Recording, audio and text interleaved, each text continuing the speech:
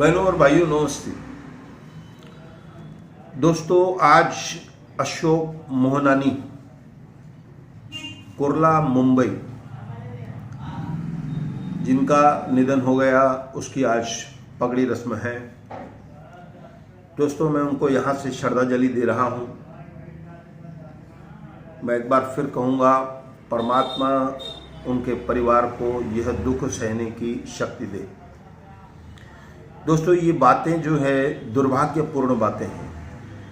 परिवार उजड़ जाते हैं ऐसी बातों से।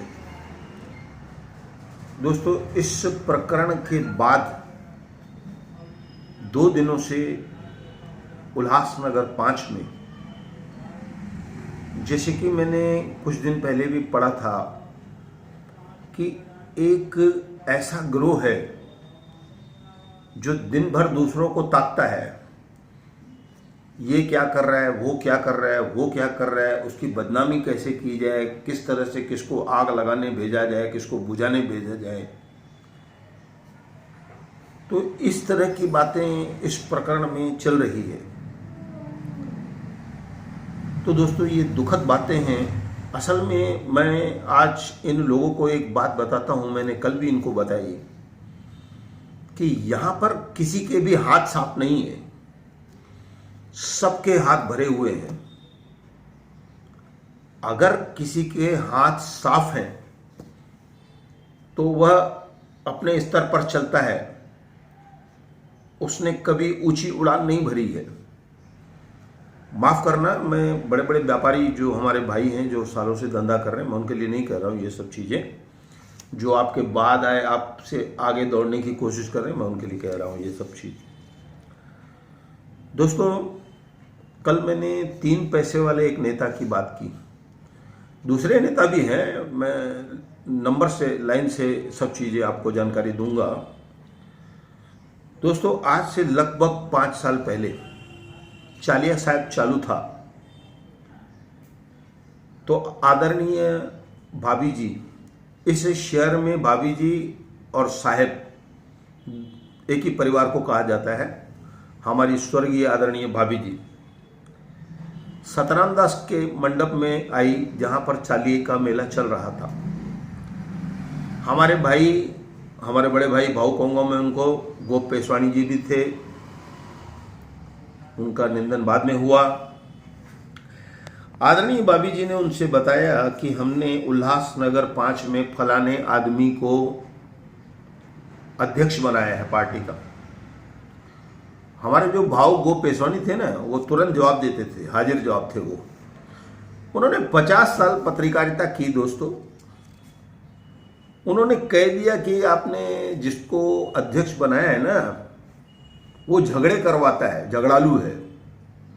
तो भाभी वहां पर जरा हैरान हो गई दोस्तों। आज वो सत्य बात, पार्टी ने कौन सी तरक्की कर ली, कौन से सदस्य बढ़ गए पार्टी के। आप कहीं पर कार्यक्रम रखो, 50 लोगों को बुलाओगे तो अपने लोगों को बुलाओगे तुम, साधारण लोगों को तुमने सदस्यता नहीं दिलाई।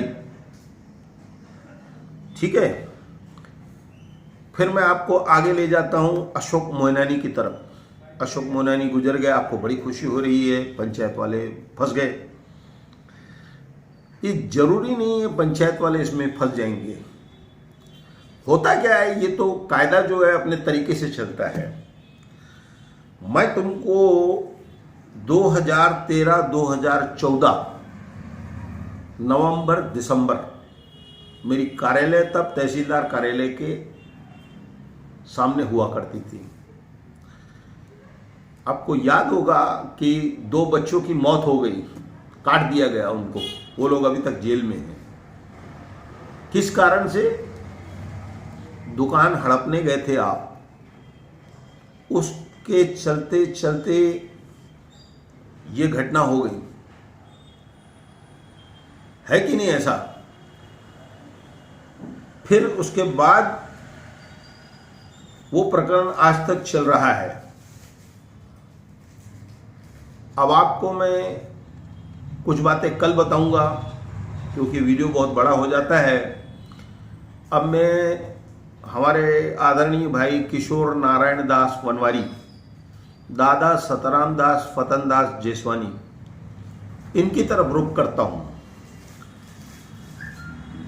मैं भाई किशोर से कहना चाहूंगा, भाई वो मैं दबंग भाई नहीं बोल रहा हूं, हमारे बड़े भाई हैं वो, कि दुकान पंचायत में आप फिलहाल किसी को न ले, ऐसे मेरा सुझाव है, क्योंकि इससे आप लोगों की बदनामी होगी। हमारे आदरणीय भाऊ बच्चाराम पाशोमल रूपचंदानी, इन्होंने कोई वसीयत नहीं छोड़ी है कि किसको अध्यक्ष बनाना, किसको उपाध्यक्ष बनाना। आप लोग पहले से बहुत लोग पुराने हो ना, उसके बाद दबाव में आकर आप किसी नए आदमी को ले रहे हो, या तो आप चुनाव कराओ या तो फिर आप दूसरे लोगों को भी सदस्य बनाओ। अब ये बातें जो मैं पढ़ रहा हूं ना, इससे ज़्यादा जानकारी मैं आपको दूंगा। अगर आप मेरी बात को नहीं मानेंगे, कोई बात नहीं, मुझे कोई तकलीफ नहीं है, हम सिर्फ बात कर सकते हैं, वो बात करेंगे हम। तो जब तक कोई स्वच्छ छवि आपको नहीं मिलती है, इस पंचायत को बंद रखा जाए, ऐसा मैं कहूँगा। आपको चलाना है, आप चलाइए, बैठिए आप वहाँ पर। आप कहते हैं हम बुजुर्ग हो गए, हम पुलिस चौकी नहीं जा सकते, ये युवाओं का काम है, तो एक ही युवा नहीं है हमारे पास उल्लासनगर में ना, एक ही युवा नहीं है, बहुत सारे लोग हैं, उनको आप बनाइए, या तो आप चुनाव कराइए। तो मेरी आपसे निवेदन है कि इस प्रकरण को आप रोकिए, और नहीं तो इस प्रकरण में आपकी छवि को भी दाग लगेगा। मैं आपसे माफ़ी मांगता हूं, लेकिन आप इस बात को ध्यान रखिए। बाकी की जानकारी मैं फिर दूंगा, कल दूंगा।